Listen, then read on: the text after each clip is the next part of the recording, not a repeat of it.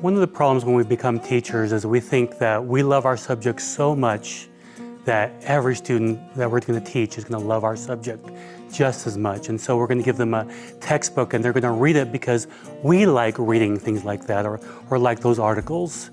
But that's just not going to be true. Only one or two of your students are going to be motivated by themselves to read a textbook or an article about the subjects you're talking about. So we need to think about what can we do as teachers to motivate our readers. Now, there's never going to be a magic bullet when it comes to motivating students to learn, but when it comes to reading, these things will help. They're not going to be 100% helpful for every student, but the more of these 4 things that you do each time, the higher the degree of success you're going to have with your students towards motivating them to learn. So for example, competence. What that really means is we love to do what we're good at. So no one likes to do something that they're bad at over and over and over again.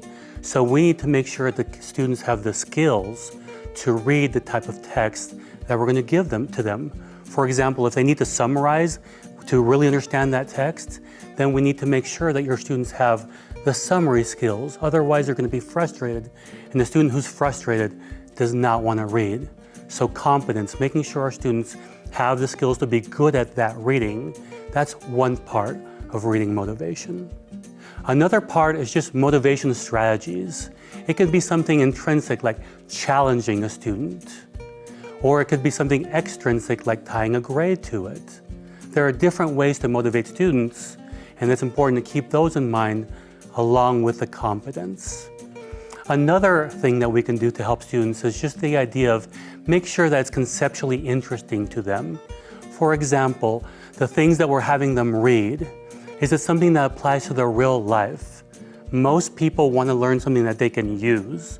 And so if we pick readings that they can apply right away, that will motivate them to read, or something that connects to something that they care about.